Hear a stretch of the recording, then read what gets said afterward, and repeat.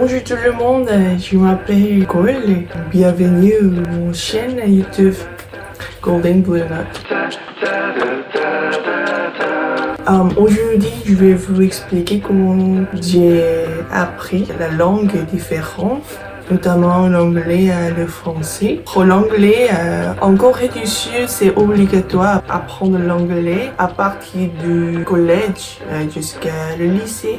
C'est obligatoire, mais pas vraiment beaucoup de personnes qui peuvent parler l'anglais. C'est juste apprendre la grammaire et la structure, etc. C'est juste mémoriser tout le vocabulaire. C'est un peu bizarre parce que c'est normalement les gens comprendre bien en lisant les choses en anglais, mais on ne peut pas parler ou on ne peut pas vraiment écrire, etc. C'est un peu difficile à communiquer avec quelqu'un qui parle l'anglais. C'est vraiment un problème société parce qu'on apprend normalement 12 ans, 13 ans, etc. dans notre vie. Après le lycée, normalement les gens essaient pour apprendre l'anglais encore, pour parler, communiquer avec quelqu'un qui parle l'anglais. Je me disais, c'est impossible. On doit payer encore pour notre vie. C'est différent qu'en Europe. Et en Corée du Sud, normalement, on apprend l'anglais quand on était petit, mais pas vraiment pour communiquer. C'est juste pour passer l'examen, ce qui est très très important pour nous.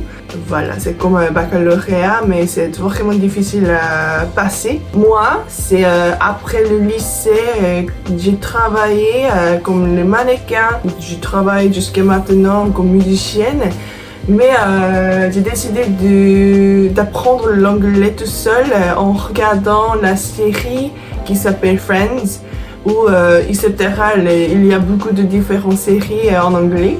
Du coup, sur Netflix notamment, ou YouTube aussi, j'ai écouté beaucoup de podcasts aussi. Après un an, j'ai voyagé en Europe pour la première fois tout seul. Après ça, je pouvais comprendre l'anglais. Quand j'ai retourné chez moi, en Corée du Sud, j'ai réalisé que je comprends tout en anglais, même s'il n'y a pas de sous-titres. J'ai appris l'anglais tout seul comme ça, en Corée du Sud. Après, j'ai déménagé en France pour apprendre le français. En fait, je voulais entrer à l'école en Angleterre aux États-Unis parce que j'ai déjà parlé anglais, mais ça coûte cher, en fait.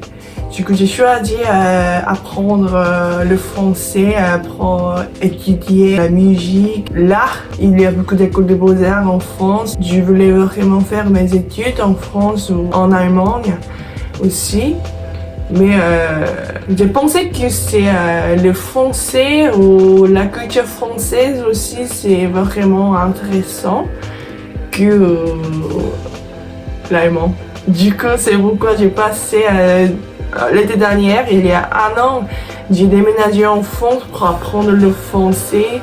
Depuis ça, j'ai passé à plusieurs cours pour apprendre le français. C'était vraiment dur parce que j'ai jamais apprendre la nouvelle langue comme ça. Je ne connais rien, je ne connais plus l'anglais. Je ne connais pas du tout la langue française, mais ça c'était vraiment intéressant. C'est pourquoi j'ai choisi de déménager en France et j'adore ma vie en France en fait. Du coup maintenant je parle français, mais c'est un peu monique parce que j'habite à Lyon depuis un an.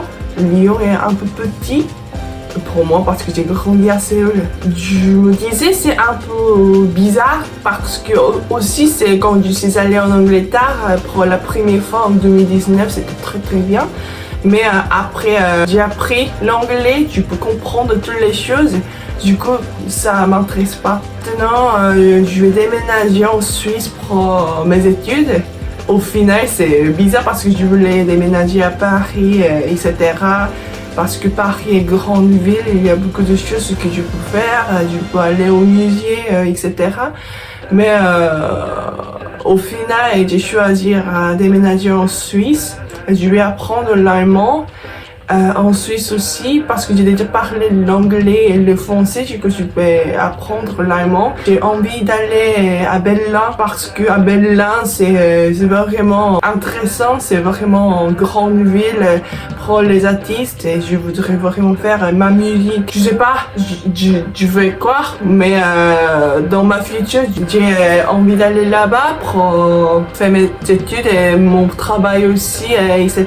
J'adore apprendre la nouvelle langue, c'est vraiment différent. Je pense qu'il y a beaucoup de personnes qui m'ont dit que c'est comme ça, c'est stressant parce que tu dois dire après le français. Au final, on peut parler français, on peut parler la nouvelle langue et après on peut changer notre vie comme ça parce que quand je parle anglais, c'est un peu différent que quand je parle le français. En coréen aussi, c'est vraiment différent. Identité, je crois qu'il y a différentes identités. Du coup, je parle les 3 différentes langues. C'est-à-dire, j'ai 3 différentes cultures, 3 différentes identités, 3 différentes vies, quoi.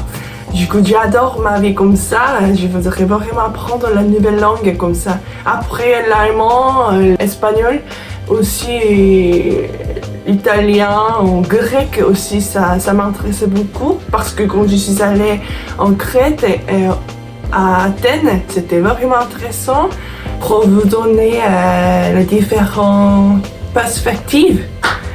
Voilà, je suis à Paris maintenant chez mon ami, mais j'espère que vous allez très bien parce qu'il fait très chaud ici, c'est 41 degrés.